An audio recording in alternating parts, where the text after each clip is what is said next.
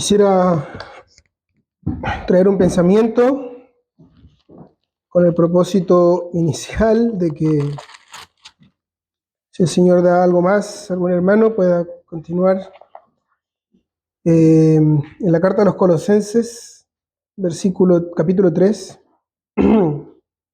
Colosenses 3,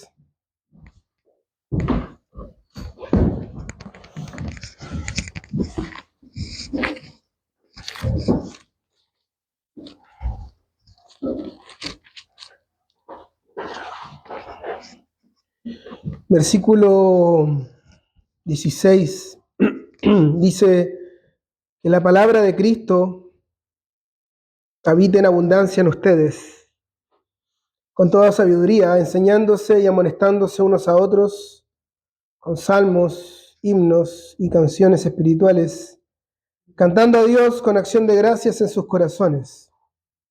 Y todo lo que hagan, de palabra o de hecho, háganlo todo en el nombre del Señor Jesús, dando gracias por medio de Él a Dios el Padre. Hasta ahí la lectura por ahora. Antes de quizás dar este pensamiento, una pequeña introducción en relación a algo de contexto. La carta a los Colosenses, ¿cierto? Como dice su nombre, es una carta que escribió el apóstol Pablo a los creyentes en una ciudad llamada Colosas. Según lo que leemos en el capítulo 2, en el versículo 1, no es necesario que lo busquen, pero da a entender que Pablo nunca había estado en Colosas, pero había recibido información acerca de los creyentes allí. Muy probablemente el instrumento que Dios usó para llevar el evangelio a Colosas fue un hombre llamado Epafras, el cual se menciona tanto en el capítulo 1 como en el capítulo 4. Ya en el capítulo 1, versículo 7 dice: así ustedes lo aprendieron de Epafras.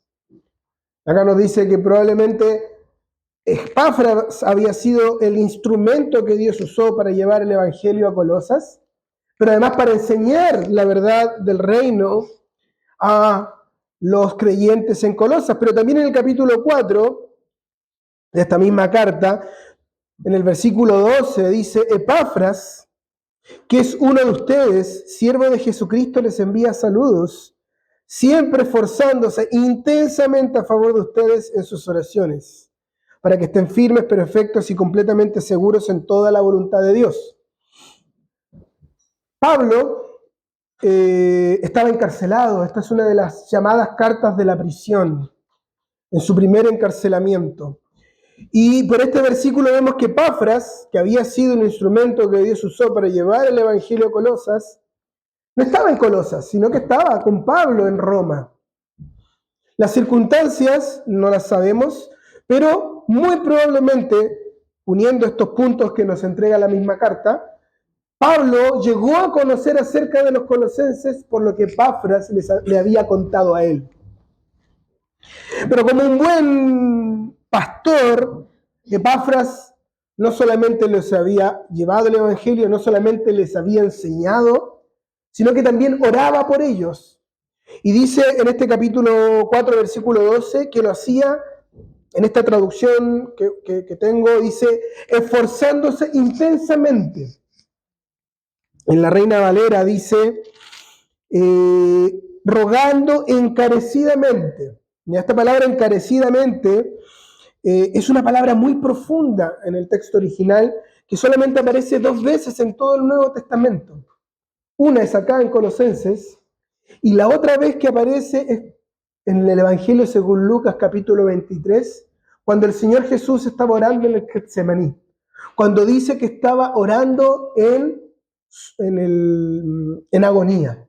Es decir, nos da a entender que Epafras no solamente oraba formalmente por los colosenses, sino que él luchaba con lágrimas, con sudor, con todo su alma por el bienestar de los creyentes en Colosas.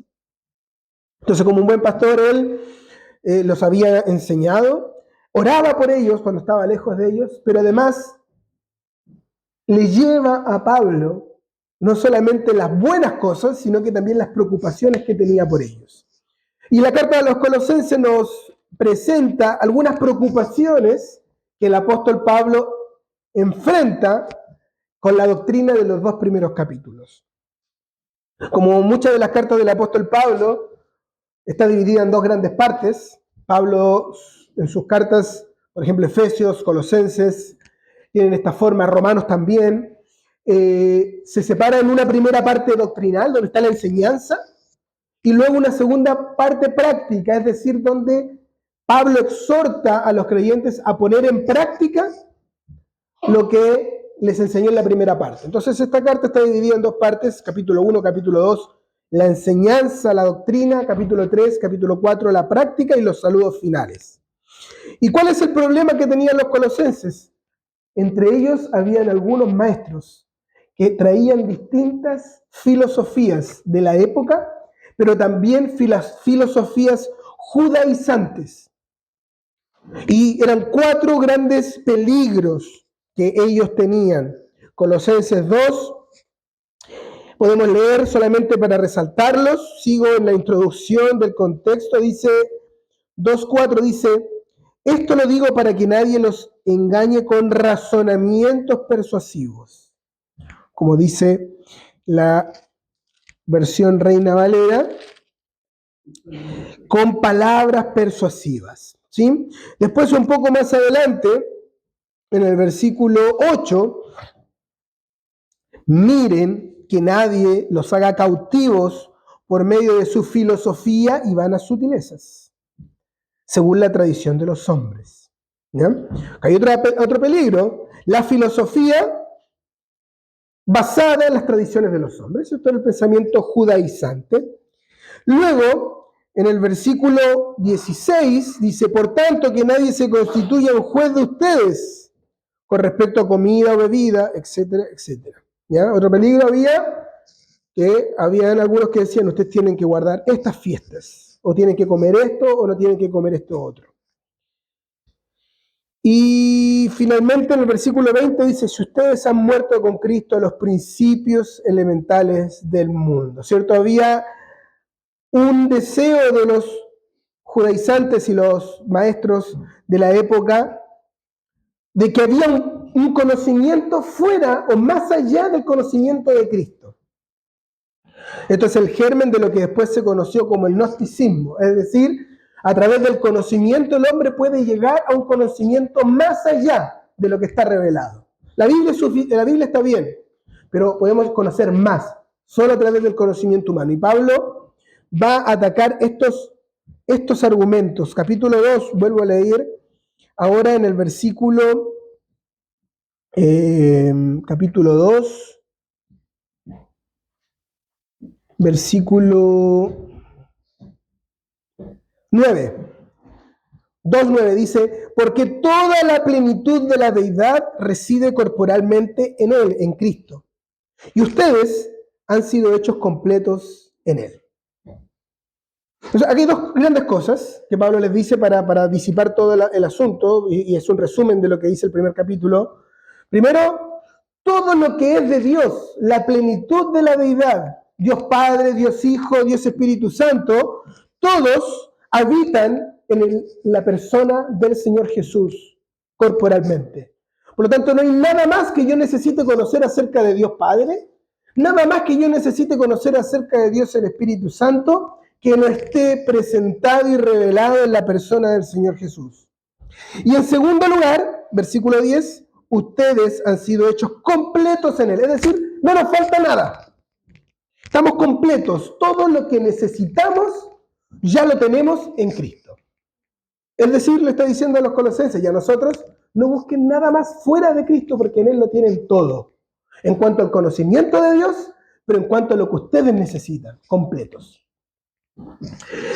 Esta es un poco la introducción a los colosenses.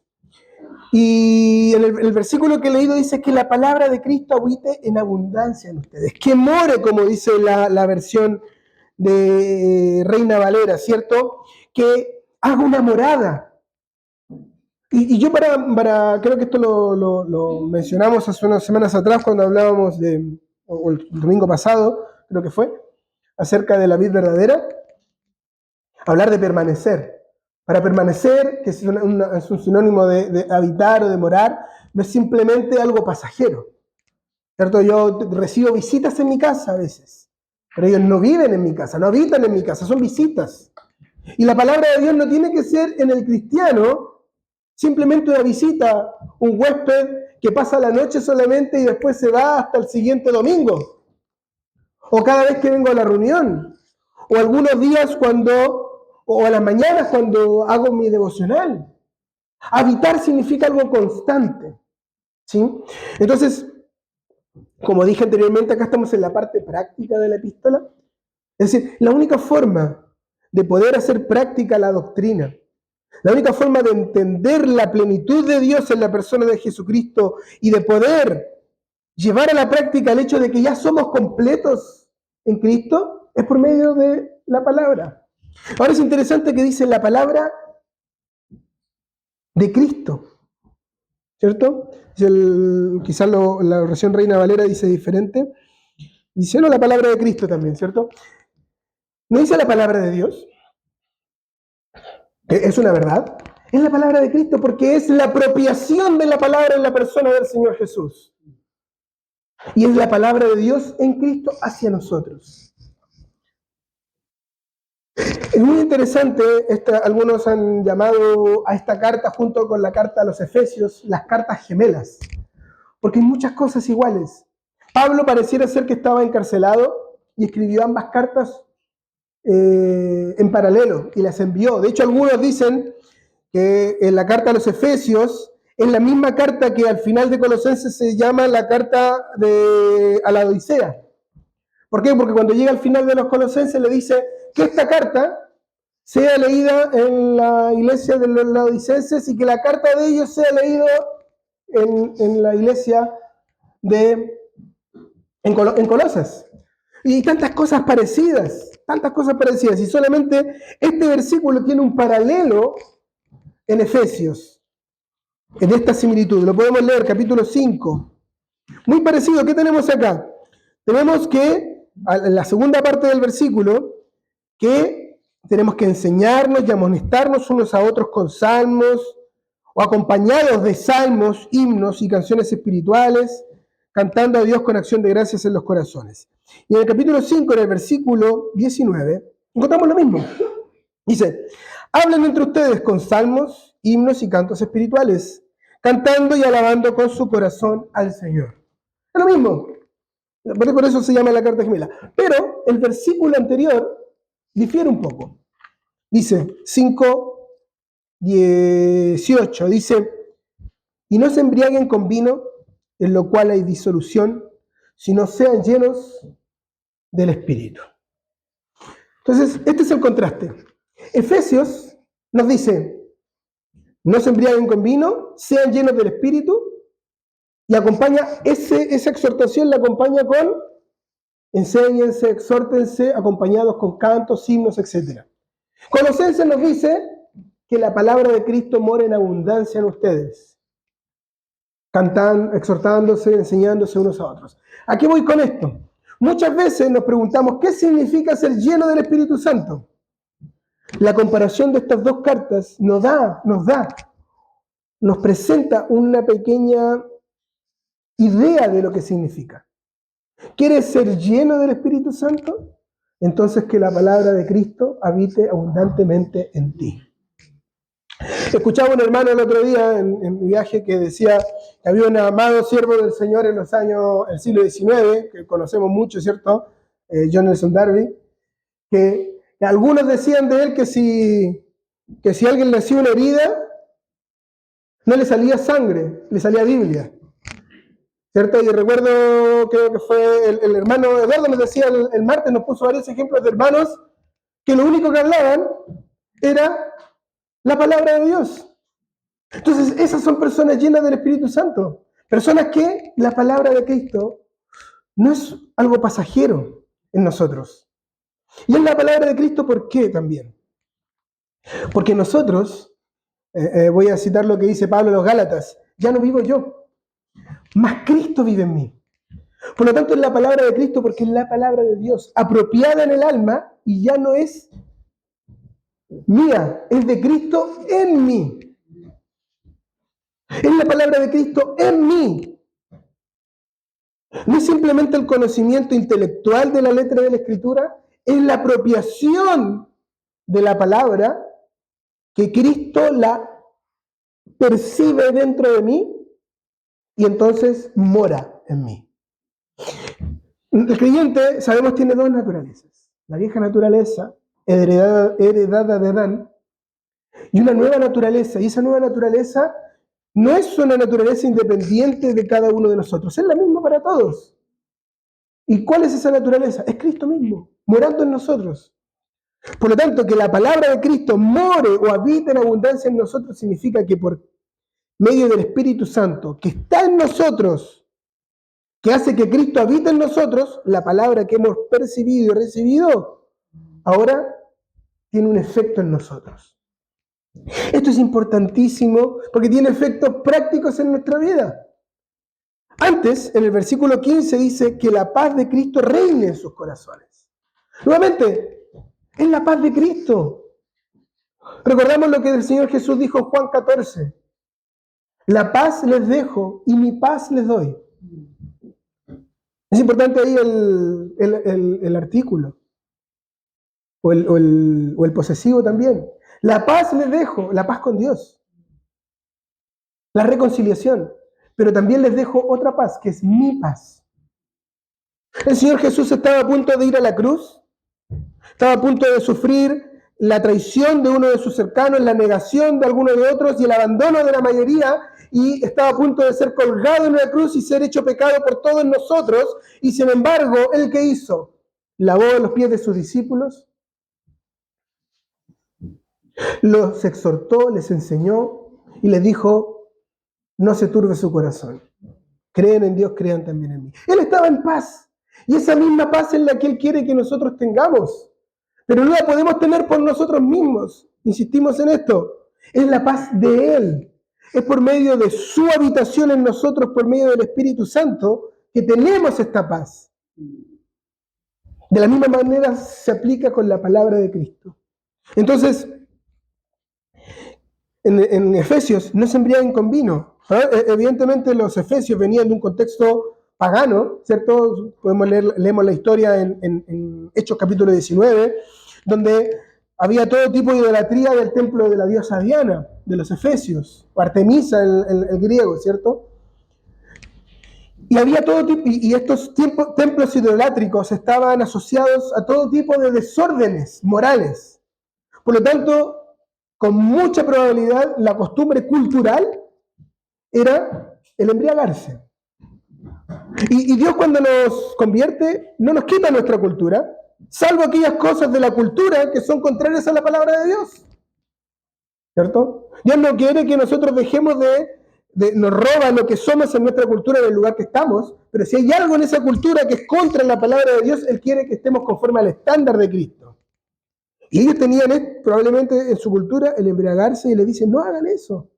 ¿Qué significa embriagarse? Significa que hay un porcentaje de alcohol en la sangre demasiado elevado que hace que una persona no tenga control de sí mismo. Ojo, no dice acá, no tomen vino, dice, no se embriaguen, no dejen que el vino los controle como una costumbre, sino que en lugar de eso, sean llenos del Espíritu Santo. Es una figura muy potente. Hay un porcentaje que hace que una persona no tenga control de sí mismo, pero dejen que el Espíritu los controle. Y no un porcentaje solamente, sino completamente, totalmente. Que tome todo el control de la vida de ustedes. ¿Y cómo se logra esto? Dejando que la palabra de Cristo habite en abundancia en nosotros. Y la consecuencia de esto, ¿cuál es? Con toda sabiduría. ¿La sabiduría de quién proviene? De Cristo, tal como está en la palabra de Dios. Enseñándose y amonestándose. Necesitamos enseñarnos unos a otros. Cuando nos encontramos, no hablar simplemente de cómo va a estar el clima la semana siguiente o cómo estuvo el trabajo en la semana pasada. Siempre pongo este ejemplo que alguna vez leí de un hermano también del siglo XIX, que escribía sus pensamientos en hojas sueltas.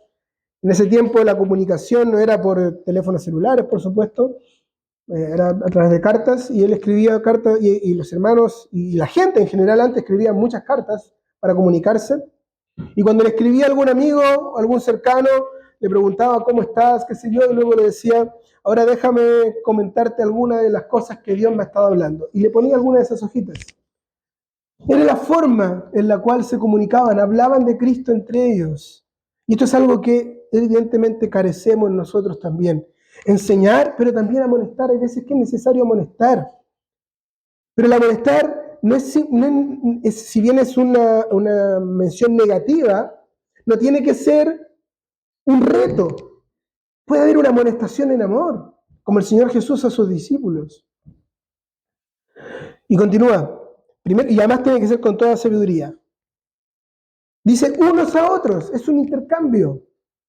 No creemos en una supremacía de una persona que nadie puede decirle nada y él exhorta a todos, se molesta a todos, sino que unos a otros tenemos que hacer esto. Y dice con. Este con es importante porque no es que tenemos que amonestarnos con himnos. Hoy día te voy a amonestar y te voy a cantar el himno tanto. No.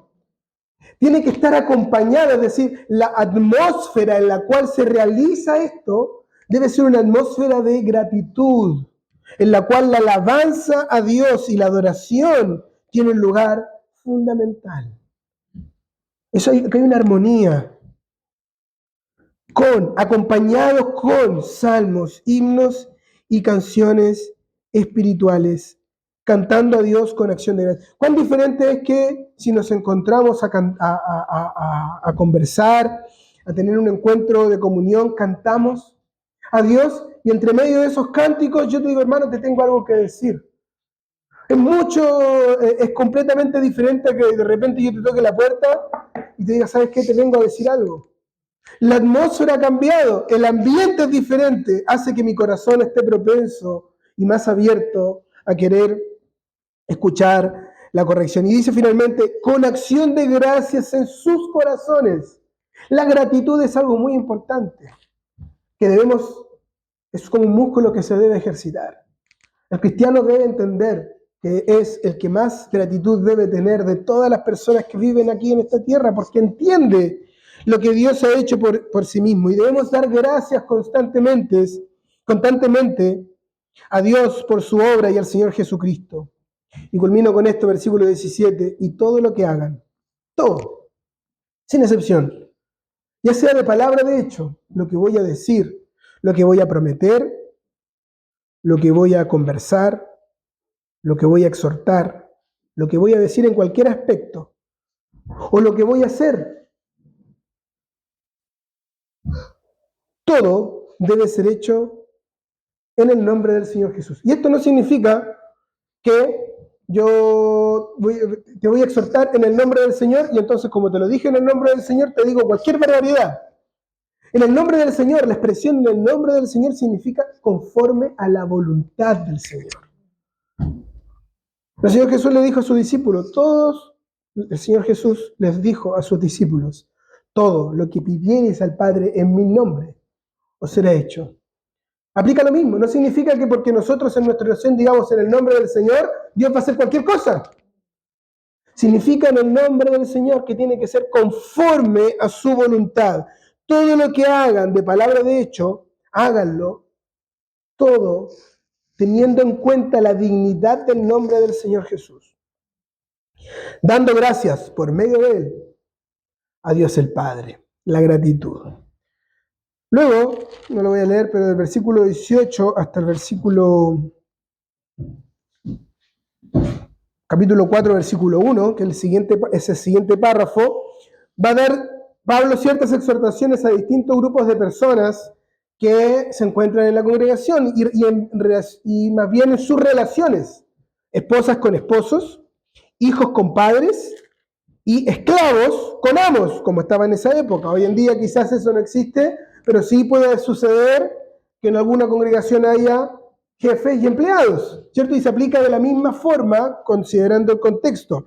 Pero algo muy importante y ahora sí con esto termino, es que hasta ahora Pablo había hablado de Cristo, había usado el nombre Cristo. Cristo dice relación con el lugar que él ocupó a la diestra de Dios como nuestra vida. Pero de ahora en adelante, si hacen ahí sus rayas no se dan cuenta, ya no usa más el nombre Cristo, usa el nombre Señor. Porque en nuestras relaciones mutuas tenemos que sujetarnos al señorío de Cristo, porque si no nos sujetamos al señorío de Cristo, entonces haremos nuestra propia voluntad. Que el Señor entonces nos ayude a que la palabra de Cristo more en abundancia en nosotros. Que día a día nuestro deseo sea crecer más en el conocimiento y en la gracia de nuestro Señor Jesucristo.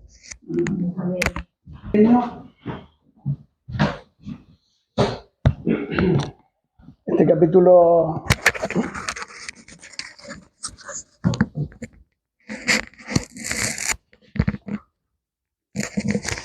capítulo 3 parte con algo muy interesante.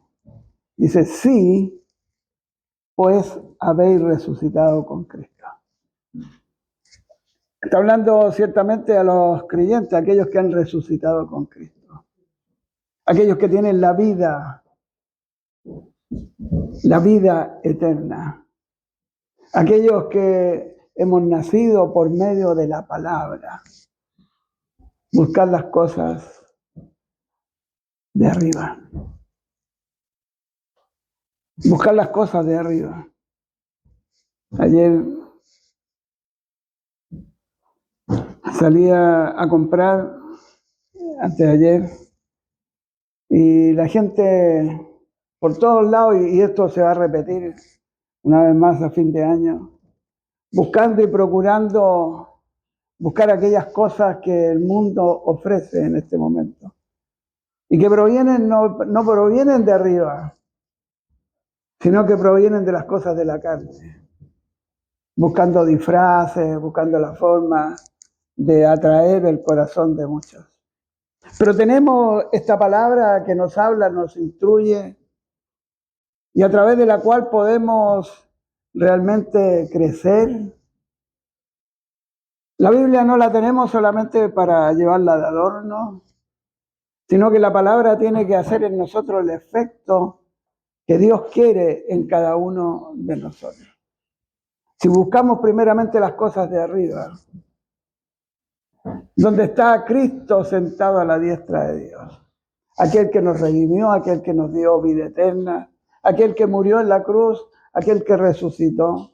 Allí está sentado hasta la diestra, está entronizado. Entonces, dentro de estos pasajes que hemos leído anteriormente, está esto: si habéis resucitado, buscar las cosas de arriba. Y quisiera también leer ahí en Primera de Pedro. Pedro, que tuvo muchos pasajes en su vida, que tuvo que ser reprendido muchas veces, pero que tuvo una experiencia maravillosa, en la cual también no alcanzó a entender en primer momento cuando vio la gloria del Señor Jesús. Ahí en el capítulo 1 de Segunda de Pedro, perdón, y versículo 18. Dice, y nosotros, está hablando de Pedro, y nosotros oímos esta voz enviada del cielo cuando estábamos con él en el Monte Santo. Qué momento para Pedro, para Jacobo allí en el monte. Y es una voz que va hasta lo más profundo del corazón de Pedro. Y ahora nos dice él, teniendo también la palabra profética más segura, esta, la palabra, a la cual hacéis bien estar atentos como a una antorcha que alumbra en lugar oscuro. Como una antorcha que alumbra en lugar oscuro.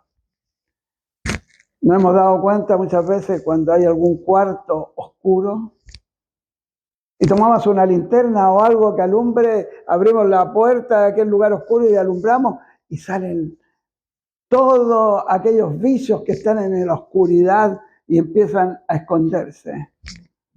Así es lo que hay en el corazón del hombre. Pero cuando la palabra alumbra el corazón, echa afuera todas estas cosas. Tenemos también la palabra profética más segura, a la cual hacéis bien en estar atentos, como una antorcha que alumbra en lugar oscuro, hasta que el día esclarezca y el lucero de la mañana salga en vuestros corazones. Esta palabra, como dice más adelante, no es de interpretación privada. Hay muchos que ocupan la palabra y los políticos ocupan mucho algunos pasajes de la Escritura para tratar de imponerla en medio de aquellos que quieren ser sus adherentes. O muchos que de una u otra forma toman ciertos pasajes para engañar. Pero esta palabra no es de interpretación privada, sino que es la palabra del Señor. Entendiendo primero esto, que ninguna profecía de la Escritura es de interpretación privada, porque nunca la profecía fue traída por voluntad humana, sino que los santos hombres de Dios hablaron siendo inspirados por el Espíritu Santo. El Espíritu Santo que mora en el corazón de los creyentes puede ahora presentar esta palabra, que esta es la palabra viva y eficaz, esa palabra que es más cortante que una espada de doble filo. Que la palabra del Señor en esta mañana, es algo muy breve, pueda calar hondo en el corazón de cada uno de nosotros y que estas enseñanzas puedan ser reales en el corazón de cada uno de nosotros. En la mañana nuestro pensamiento nos llevó también a la profundidad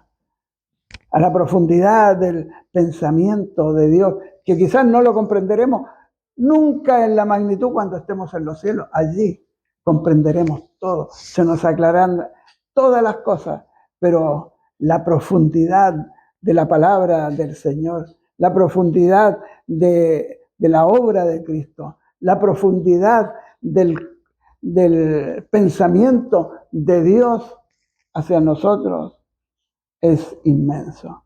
Que el Señor ciertamente aplique la palabra al corazón de cada uno de nosotros. Amén.